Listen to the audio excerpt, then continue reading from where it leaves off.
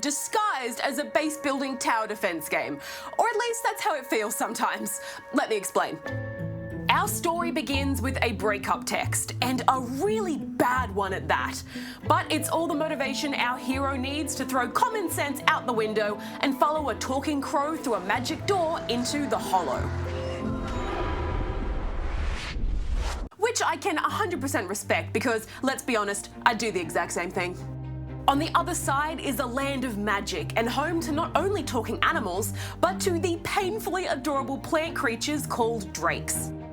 But the fairy tale soon turns dark when it becomes clear this place isn't exactly a wonderland. A powerful cult of big bads called the Termina have infected the Hollow with poisoned, twisted roots and the Feral, ferocious creatures that are equal parts bark and bite. So it's up to you now, as the dope who followed a talking bird through a portal, to raise the drakes to their full potential and overthrow the Termina. No pressure. You start out with a barren-looking base of operations and a few simple construction goals to get you into the swing of things. This is where the drakes play an important role, besides giving you a small boost to certain abilities called buffs and just being plain old cute, which is a job in and of itself. They are your builders. You provide them with the resources you collect, and they literally pull your creation out of the ground. There's a nice symbiotic relationship between you and the drakes. You need them to build things and level up your base, and they need you to keep them alive. Because as it turns out, the drakes are really just cabbage children.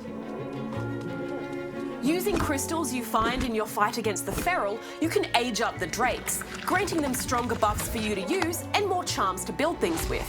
But as they grow bigger, they need a steadily growing and constant supply of food, water, and entertainment. If you can't provide that for them, they'll just straight up die. And there is nothing more terrifying than being halfway across the map and getting this notification.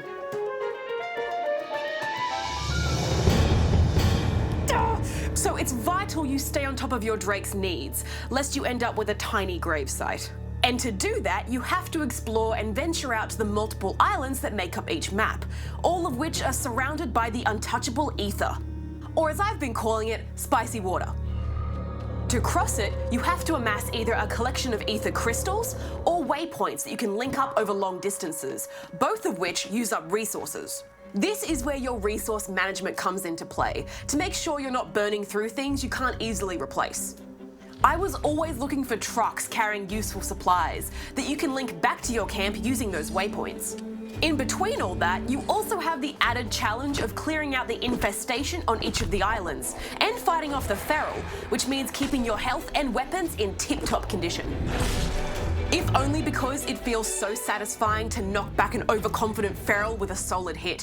Which reminds me, if all that's not enough to be thinking about, you've also got the raids on your camp to deal with. These attacks come in waves, and if you're not prepared, can seriously set you back in the construction department. Once you've gone through a few and built up your defenses though, they're more of an inconvenience than a real threat. Something to keep you from exploring the map too quickly. I was surprised by how motivated I actually was to explore and leave the safety of my camp. I'm usually a big fraidy cat with an open world phobia, but the excitement to level up or unlock a new build or to expand my ever-growing zipline of waypoints really made me want to go beyond. However, I did reach a point probably about level 8 or so where I felt like I was just kind of going through the motions. My drakes were taken care of, so I didn't really feel the need to build anything else. And armed with the most powerful ski pole known to man, I was smacking down Feral left and right. It became exploring and building for the sake of exploring and building. Normally, this would be where I'd fall back on the story to carry me through, but there isn't really an obvious one outside of the main objective. There are notes scattered around that give you glimpses into the history of the Hollow, but I didn't feel any particular drive to keep an eye out for them, in between parenting my 8 sentient cabbages and, saving the world. It is also worth mentioning that Drake Hollow can be played in online co-op, which would definitely cut down on the trekking back and forth with a couple of extra sets of hands to take care of the kids. Overall though, what Drake Hollow lacks in complexity and balance, it makes up for in style and sheer cuteness. While I did hit something of a wall with my progress, it's definitely a game I can see myself coming back to from time to time to keep working on. So it's 3.5 out of 5 rubber chickens from me.